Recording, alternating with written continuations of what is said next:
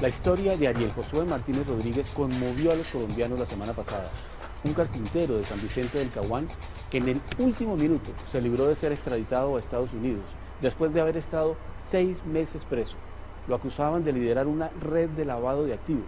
Al final se comprobó que todo era un error. El caso ha generado un inexplicable debate sobre la figura de la extradición. ¿Se ha desviado de sus objetivos iniciales? ¿Se necesita una reforma? ¿Hay muchos casos, además del carpintero de San Vicente? Para responder a estos interrogantes nos acompañan hoy Alfonso Gómez Méndez, exministro de Justicia, exfiscal y exprocurador general de la Nación, entre otros cargos. Juan Carlos Palou, investigador y consultor del posconflicto, que además fue coordinador del informe Usos y abusos de la extradición en la lucha contra las drogas, presentado por la Fundación Ideas para la Paz. Y José Guarnizo, colega y escritor, que acaba de publicar este libro, Extraditados por Error. Y desde San Vicente del Caguán, vía banda ancha, nos acompaña Ariel Josué Martínez Rodríguez. Bienvenidos todos, y quisiera empezar preguntándole a nuestro carpintero en San Vicente del Caguán, ¿cómo se siente hoy después de esta experiencia tan dura por la que ha atravesado? No, de todas maneras, hoy desde el sábado que llegué, de todas maneras aquí estoy en mi casa ya muy contento con mis hijas y bendito sea Dios pues con el pueblo sanvicentuno que me ha recibido lo más de bien después de haber pasado una experiencia dura, pero me agradezco mucho que el pueblo sanvicentuno creyó en mi inocencia y salió a marcha, salió aquí en la Iglesia Católica, el diario El Tiempo, y bendito sea Dios, estoy muy contento de regreso en mi casa con mi familia. ¿Cuál es su conclusión? ¿Cuál es la reflexión que usted haría hoy para todos nuestros televidentes después de la experiencia que acaba de atravesar? De todas maneras, la recomendación sería que de todas maneras tengan mucho cuidado, porque de pronto esto, ha habido gente que está trabajando de pronto para los Estados Unidos, para Colombia, de pronto está trabajando gente que está supuestamente detrás de la gente que trabaja ilícito, y mentiras que de pronto están detrás de gente inocente que utilizándola para caer. Pues a mí de todas maneras yo no alcancé a estar de pronto en ninguna video ni nada, pero de todas maneras vinieron y me llevaron sin deber nada, y allá después de estar adentro no le paran atención a uno para una investigación, uno pasa pruebas, no le ponen cuidado. De todas maneras diría que la gente tenga mucho cuidado con eso. ¿Cuál sería el consejo que usted les da a otras personas que eventualmente puedan estar en un caso igual al suyo? Que de pronto hay mucha gente que de pronto por estar en una cámara se han aceptado una reunión, que de pronto les ha hecho una llamada a un amigo, así no estén implicados en nada, pero por el hecho de estar frente a una cámara, en una reunión con una persona que de pronto tenga un poquito de implicación, entonces les da miedo hablar. Pero que yo les aconsejaría que hablen, que bendito sea Dios, que pues con el caso mío, que totalmente inocente, y debido a esto tiene que seguirse tapando y poniéndole cuidado, y de aquí en adelante que siga un bienestar para que investiguen todos estos casos, que gente que está ya encerrada y les da miedo que hablen, que no les dé miedo que hablen, que esto puede seguir por medio del periodismo y medio de comunicación, todo esto se puede investigar. Bueno, muchas gracias Ariel por compartir con nosotros su reflexión. José, este caso que nos ha ocupado en los últimos días no es el único. Usted aquí en su libro tiene 4 más. ¿Qué nos puede decir sobre ellos y qué tanto este es un fenómeno mucho más amplio de lo que nos imaginamos? Claro, yo creo que sobre todo el gran problema es que cuando se aparece un inocente ante el sistema se hace sordo, lo decía Ariel hace un segundo. Uno habla, envía oficios a las autoridades colombianas, y la extradición en ese caso cumple, digamos, un requisito como de notarios, pues las autoridades colombianas, y simplemente se firma la extradición. Hay casos muy absurdos de judicializaciones mal hechas en los Estados Unidos. Entonces en este libro se recogen 4 casos, el de un vendedor de plátanos de la Plaza de Mercado de Barranquilla que extraditan con su hijo, simplemente porque hay un error en la interpretación, en la interceptación de una llamada, y en Estados Unidos interpretan que 150 verdes son 150 kilos de coca, o en fin, y a partir de eso ellos son involucrados en el mismo indictment. ¿Hay alguna similitud entre el caso que nos ha ocupado estos días y los que aparecen en su libro? Sí, este es muy parecido al de Gabriel Consuegra, el vendedor de plátanos. La única diferencia es que Gabriel sí lo extraditan y él, digamos, siendo inocente y con unas pruebas muy débiles, llega, él no sabe cómo defenderse. Hay un abogado de oficio que simplemente le presta un servicio pero no conoce el contexto colombiano, y la fiscalía le ofrece un acuerdo de culpabilidad. Le dice: mire, usted lleva 3 años presos, si usted se declara inocente se puede enfrentar a la mayor pena, que oscila entre 10 y 20 años. Si usted firma un acuerdo de culpabilidad se puede ir en un mes para Barranquilla. Y él firma y se vuelve. Ahora, usted tiene una visión, doctor Palou, un poco más amplia, más académica. En la investigación que hizo para la Fundación Ideas para la Paz hay una visión pues muchísimo más completa. ¿Usted cree que esto refleja una crisis de la institución de la extradición? Bueno, en realidad pues la extradición hay que protegerla y hay que mejorarla, pero sin duda lo que se ha producido es una distorsión en el manejo del instrumento. Primero, pues se utilizaba contra los grandes capos de narcotráfico, además estaba muy sometida a un escrutinio público, porque cada vez que se producía una extradición se generaba una controversia, un impacto. Eso fue cambiando con el tiempo, y después de su restablecimiento en el año 97, la extradición ha perdido su selectividad y, tal como planteamos ahora, ha ido incluyendo una cantidad de sectores adicionales, incluso los eslabones más bajos de la cadena del narcotráfico, que en consecuencia distorsiona. Ahora, ¿por qué se produce eso? Por los sistemas de evaluación. Es decir, por eso creo que hay alguna similitud con los falsos positivos, porque tanto la DEA como la CIA, como las agencias que tienen que ver con el tema del narcotráfico, se legitiman ante el Congreso con extradiciones. Entonces se está privilegiando la cantidad versus la calidad por una parte, y también les ayuda en su propia carrera burocrática en los ascensos. Entonces ahí hay una distorsión en la que el gobierno colombiano también ha sido cómplice, ¿no? Doctor Gómez Méndez, ha cambiado mucho la situación desde los orígenes de la extradición, finales de los años 80 o comienzos de los años 80 hasta hoy, en términos de que se pueda haber afectado la utilidad de este instrumento. Desde luego, Rodrigo, y así lo planteé muchas veces en mis columnas, incluso como ministro de Justicia. Tal vez medio minuto como para claridad de los ciudadanos. ¿Cuál es el procedimiento hoy de la extradición?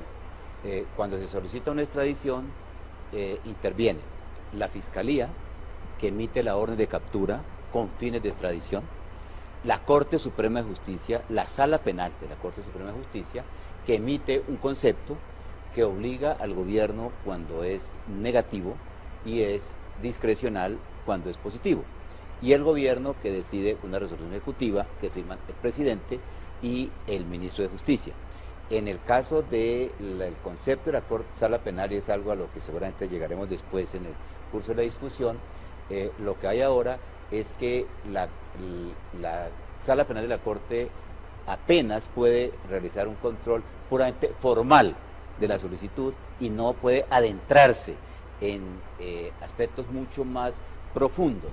Es casi que un concepto técnico, pero sin ahondar. Eso lo que existe hoy. ¿Qué es lo que ha pasado? La extradición se nos metió ¿de qué manera?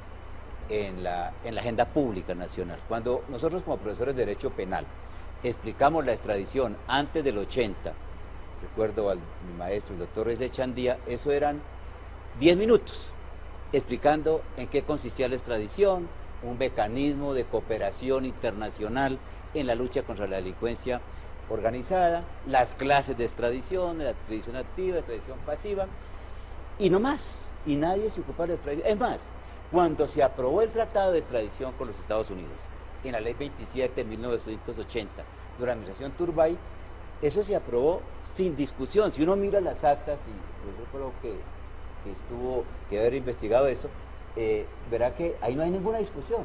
En el Congreso del año 80 nadie se opuso a la extradición. ¿Cuándo comienza el problema? Cuando se comienza a aplicar. Por cierto, cuando el auge del narcotráfico, comienzan a hacer las solicitudes en el gobierno de Belisario Betancur. Y el gobierno de Belisario Betancur, con un criterio, dijéramos, aceptable, niega las primeras extradiciones. Es más, incluso el ministro Rodrigo Lara, las primeras extradiciones las negaban, con el argumento de la soberanía nacional. Luego viene el asesinato de Rodrigo Lara, que es cuando el presidente de Betancur pronuncia la famosa frase en la Catedral de Neiva: de alto ahí, enemigos de la humanidad entera, comenzarás a extraditar. Y ahí viene todo el narcoterrorismo, en donde los extraditables, como se hicieron llamar, acuñaron esa famosa frase de que preferirían una tumba en Colombia que una cárcel en el exterior. Hoy la han invertido, porque ahora a los grandes capos es más, al Ministerio de Justicia llaman para que los extraditen rápido, porque les conviene más que los extraditen, como ocurrió nosotros con el general Serrano y yo como fiscal en el año 99 con la Operación Milenio. Y resulta que a los pocos meses los de la Operación Milenio estaban libres. Pero ¿a qué me refiero, Rodrigo, cuando hablo de lo dramático del tema de la extradición? Que por cuenta de la extradición, de defensa de la extradición, mataron a Guillermo Cano, mataron a Carlos Mauro Hoyos, mataron a Luis Carlos Galán, mataron a centenares de policías en Colombia, a soldados, a periodistas. Y la Corte Suprema de Justicia, la del Palacio de Justicia, se sostuvo en la tesis de mantener el tratado de extradición. Y la Corte que lo sucedió en el 86, con un argumento bastante deleznable, echó abajo el tratado de extradición. Entonces luego vino la lucha de los gobiernos, cómo la restablecían. Virgilio Barco la restableció por la vía administrativa. Y en la reforma que adelantó el gobierno Barco en el año 86 y que se frustró, ¿por qué se frustra esa reforma? Ya era una reforma, estaba con el sexto debate, tenía todas las cosas, la gran mayoría de las cosas que luego apareció en la constituyente, entre otras la tutela, para no extenderme demasiado. Y el 30 de noviembre del 89, unos parlamentarios introducen un mico para que hubiese un referendo para que la gente dijera si sí o no a la extradición. Barco prefirió hundir la reforma antes que permitir que eso pasara. Ese es el origen de la constituyente, porque la Corte después dijo, el pueblo dijo después que ese Congreso no podía reformar la Constitución porque era un Congreso corrupto. Era un Congreso corrupto, ¿por qué? Porque iba a plantear un referendo para la extradición, y de ahí nace la constituyente. Y la gran ironía, cruel ironía de nuestra historia, es que es esa constituyente la que suprime la extradición, es el gobierno de Samper, después del que la restablece. Es esa constituyente, apenas con 13 votos, que lo llaman los 13 del patíbulo, con 13 votos en contra, es la que suprime. El tema de la extradición, el profesor, nunca había sido tema de Constitución, era un tema del Código Penal, del Código de Procedimiento Penal y los tratados públicos. Y para terminar, pensar que si los narcos hubieran pensado que luego les iban a quitar la extradición de encima, como se la quitaron en la Constituyente, como está relatado en el libro de Gabo, Noticia de un secuestro, pues estaría vivo Luis Carlos Galán, estaría vivo Carlos Mauro Hoyos, estaría vivo Guillermo Cano. Ese es lo dramático de cómo se nos metió la extradición, lo dramático y lo trágico. Doctor Palau, dentro de ese recuento que nos hace el doctor Gómez Méndez, hay un punto que es importante, y es que en este momento no hay estrictamente un tratado bilateral con Estados Unidos, por consiguiente no hay unas reglas muy precisas. ¿Usted cree que eso tiene que ver con el problema?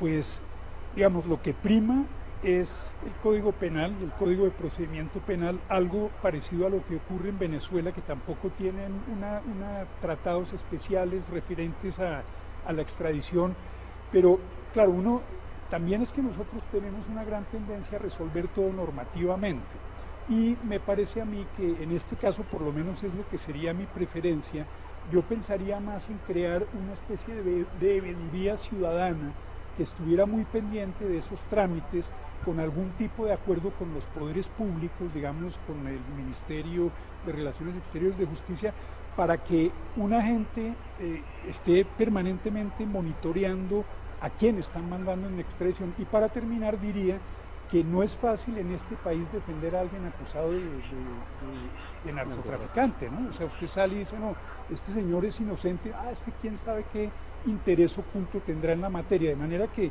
creo que lo mejor sería tener una veeduría ciudadana que estuviera exigiendo que los poderes públicos, sobre todo los colombianos, fueran más rigurosos en la defensa de los ciudadanos colombianos, que son solicitados en extradición. Sí, y usted dice que no es fácil defender a una persona acusada de narcotráfico, y de la misma manera, durante todos esos años, doctor Gómez Méndez, tampoco era fácil plantear un debate sobre la extradición, porque quien se opusiera simplemente a la aprobación sin preguntas de la extradición era macartizado como una persona por lo menos blanda con el narcotráfico. Claro, yo decía en esa época, la época de procurador, cuando yo emití el concepto a favor de la extradición administrativa, que todo el mundo estaba pendiente de cuál era el concepto de procurador, yo en ese momento creía, hoy en día replantearía mi posición de la validez de la extradición de nacionales. Pero si por cualquier razón yo hubiera dicho que no, que eso es lo que, como el país cambia dramáticamente, porque ese país se vuelve el mismo país que dijo que qué bien que la constituyente hubiera laminado la extradición en menos de un año. Pero si por cualquier razón yo hubiera dicho en ese momento que no a la extradición, siendo el procurador, probablemente algunos de mis contradictores hubieran hablado del cartel de Chaparral. ¿Del cual haría parte José Guarniz? Casi, porque es de por ahí. Porque es de por ahí cerca.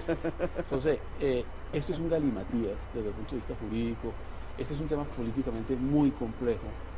¿Qué pasa con un ciudadano de carne y hueso, la mayoría de ellos humildes, que de pronto se ven en esta situación sin manejar ninguno de los conceptos que estamos tratando aquí en este programa? Pues el drama es terrible. En este libro hay, por ejemplo, 4 historias muy distintas porque son personas de estratos distintos. Y a mí me lleva a pensar eso, que es que eso le puede pasar a cualquiera, a cualquier ciudadano. Entonces, usted no se imagina el drama familiar que hay alrededor de eso. O sea, hasta de un expiloto de aviones que es Carlos Ortega Bonilla, que es extraditado, y de los 4 personajes es el único que logra demostrar su inocencia. Y eso porque pasa una cosa extraordinaria, como pasó con Ariel, es que Eduard Kacerowski, que es un investigador que logró desvertebrar casi la mitad del cartel de Cali, se fija en ese caso, lo sigue, invierte 400 horas para demostrar su inocencia, y cuando se da cuenta que es inocente no le cobra un peso, y él logra hacer que la fiscalía desmonte los cargos y él sale pues libre de todo, pero eso es una cosa extraordinaria. En este caso de Ariel también pasa lo mismo, fue a través de los medios, de una presión de los medios, que el caso cobra otro rumbo, pero es un rumbo impensado. Lo normal es que lo hubieran extraditado y que él se hubiera defendido allá, y a lo mejor hubiese tenido que firmar un acuerdo de culpabilidad. Y le quiero hacer esa pregunta, Ariel. Usted es un carpintero y por consiguiente no le ha dedicado la vida a estudiar Derecho. ¿Usted conocía cuáles eran los instrumentos jurídicos que tenía para defenderse, y sobre todo en la eventualidad de que hubiera sido enviado a Estados Unidos? No, señor, yo no tengo, escasamente tengo la primaria. Me faltaron 2 meses para completar la primaria, y en la ida ya, pues, de todas maneras en la cárcel me decían los compañeros, yo les contaba mi inocencia y me decían: Ariel, pero si usted está seguro de su inocencia, hable eso y esté seguro, pero si usted está un poquitico, que tenga un poquitico de implicación, no vaya a decir eso, porque sería más fuerte la condena para usted allá, se iría muy largo o le tocaría hacerse culpable. Digo, no, yo de todas maneras yo soy inocente, y si la ley de Estados Unidos juzgan es por un hecho que es, yo no puedo hablar que me juzguen, echarme una culpabilidad, que me juzguen por una mentira que yo mismo la digo. Yo voy a obtener mi inocencia aquí o donde sea. Yo estaba dispuesto a eso, pero entonces los compañeros sí me decían: y usted ya tiene que echarse alguna culpabilidad, porque si no allá lo meten 15, 20 años por algún motivo, pero ellos no pierden. Eso me parece que es un dilema realmente dramático, que una persona prefiera declararse culpable sin serlo para obtener un mejor tratamiento del que cree que podría lograr para demostrar su inocencia. Rodrigo, eso no es tan distante, eso está pasando aquí también, que es parte de la perversidad del sistema acusatorio, de alguna de las partes, no todo el sistema, desde luego, sí, del sistema acusatorio, que fue en cierta forma copiar ese modelo americano. Aquí también en Colombia ha habido casos de personas que prefieren, primero, declararse culpables de una cosa que no ha hecho para poder salir pronto, o lo que es peor, muchas veces, involucrar a gente con tal de obtener beneficios. Ahora, como aquí lo que hay que buscar es una salida para que casos como este, que no solo los que plantea José Guarnizo en el libro, y los que debe haber muchos más que ni siquiera se han visto o las conocemos, a pesar de que han pasado. Yo creo que lo que hay es que buscar que esto no pase más. Ahora, ¿cómo creería yo que no pase más? Esa es la pregunta con la que quiero terminar el programa, doctor Gómez Méndez, pero le pido unos minuticos para hacer una pausa muy breve y ya regresamos con esa pregunta. ¿Qué es lo que hay que hacer?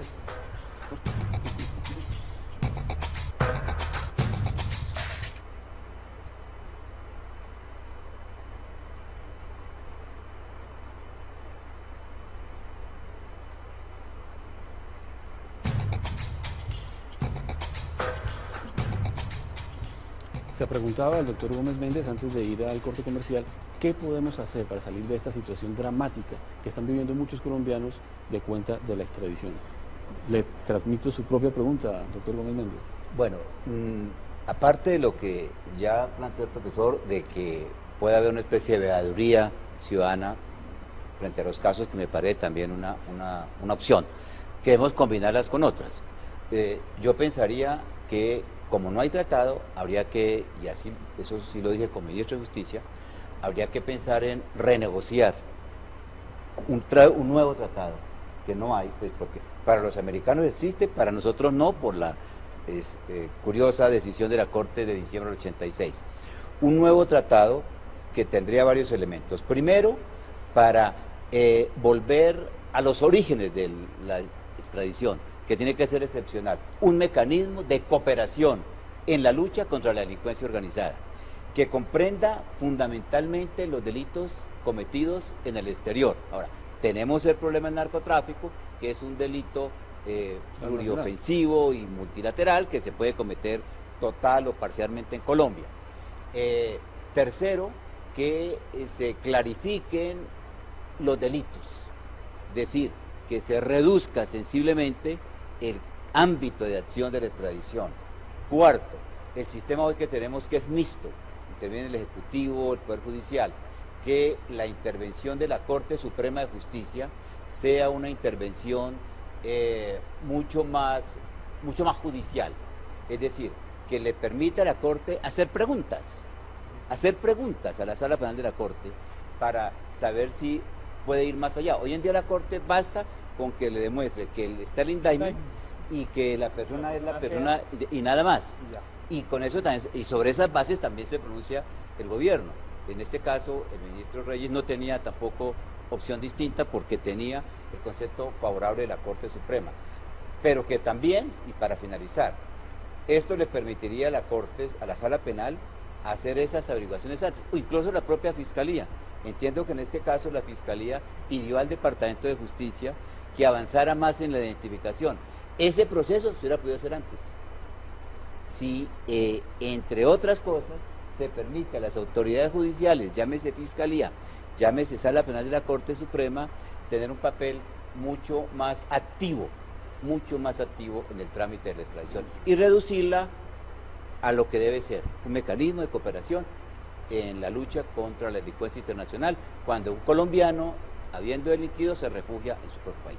Es decir, es un mecanismo para que la gente no pueda eludir la justicia, pero como se ha entendido en Colombia, es casi un sustituto de la justicia nacional. Es que acuérdense que aquí se viene el año 89, la extradición para los narcos se convirtió en el coco, era el coco, es decir, por eso era que decían, preferimos una tumba en Colombia que una cárcel en el exterior, porque era el sustituto del sistema judicial. Juan Carlos, ¿qué otras cosas vería usted? Yo creo que el tema del gobierno colombiano protegiendo a sus ciudadanos es muy importante. Yo pienso que usted como exministro de Relaciones Exteriores pues debió que enfrentar esa problemática de cómo unos estados, como no digamos los Estados Unidos y otros, defienden a sus nacionales que se involucran en problemas judiciales o personales o de cualquier índole, y Colombia abandona totalmente a la gente, porque yo creo que las obligaciones que se derivan de la extradición no se limitan a autorizarla hasta ahí, sino que en adelante hay que controlar, por ejemplo, si les clavan delitos que no están incluidos en la solicitud, si les imponen delitos que no están reconocidos en nuestro ordenamiento jurídico. Mucho en las resoluciones. De concesión de extradición se dice expresamente no pueden ser. No puede ser, pero la pregunta es si eso se vigila, si se cumple, ¿no? Porque ahí está el tema. Entonces, Creo que sería para terminar un poco eso, y eso yo estoy de acuerdo en las modificaciones que exijan mayor profundización en el análisis del caso, pero a mí se me llama mucho la atención una veeduría ciudadana que además presione al gobierno y dígale, mire, este señor es un narcotraficante o puede llegar a serlo, pero por favor tiene derechos. Ahora, la renegociación o digamos negociación de un nuevo tratado, condiciones de mayor reciprocidad, creo que Colombia en los últimos 5 años ha hecho 20 solicitudes de extradición a Estados Unidos y no ha sido concedida ni una sola. Todo eso se puede lograr, José, políticamente eso es viable, finalmente es una negociación con Estados Unidos donde el tema también tiene unas connotaciones políticas muy complicadas. Pues debería servir, o sea, el Estado colombiano está teniendo, digamos, una posición absolutamente pasiva, de total indiferencia, pareciera que no le importaran sus ciudadanos y no se está mirando ni siquiera a quién se está enviando a Estados Unidos. O sea, ¿qué significa? Cada vez son menos los grandes capos y los peces gordos y cada vez son pequeños enclaves dentro del gran negocio del narcotráfico los que se están yendo. Entonces, al menos aquí preguntarse a quién se están llevando a Estados Unidos. ¿Alfonso, es viable hacer esos cambios políticamente? Yo diría que sí, no es fácil, usted como ex canciller lo sabe, pero yo creo que hay que plantearlo en algún momento, yo creo que hay que negociar un tratado de extradición con estos elementos, para que, entre otras cosas, para salvar la extradición, para que no se deslegitime un instrumento que es válido como tal, en la lucha contra la delincuencia organizada. Yo pensaría en la época, uno de los gobiernos de Álvaro Uribe se habló de la posibilidad de suscribir una especie de memorando de entendimiento para regular, digamos, esas relaciones, sobre todo en relación con los que estaban en justicia y paz, pues la extradición de todos los comandantes. Creo que se podría explorar como alternativa, digamos, al nuevo acuerdo, un tipo de documento de esa naturaleza. Yo creo que, tal como lo dice aquí el exministro, pues uno podría pensar que hoy estamos más abiertos a discutir el tema y podría llegar a ser un momento oportuno para hacer un debate público, una deliberación que conduzca a una posición nacional frente a los Estados Unidos en el tema, ¿no? Y yo creo que parte del problema es que este no ha sido un asunto, digamos, prioritario, pero tal vez casos como el de Ariel, casos como los que están contenidos en el libro de José, nos ayudan a convertir esto realmente en un asunto que merece mayor atención. Muchas gracias a ustedes por su tiempo, por sus luces, para ayudar a entender un asunto que es fundamental. A ustedes también muchas gracias por acompañarnos, los espero la próxima semana. Y agradecemos a la audiencia de nuestra tele, la señal internacional de RCN Televisión. Si se perdieron parte de este programa, los invito a verlo en la página de internet www.noticiasrcn.com. Buenas noches.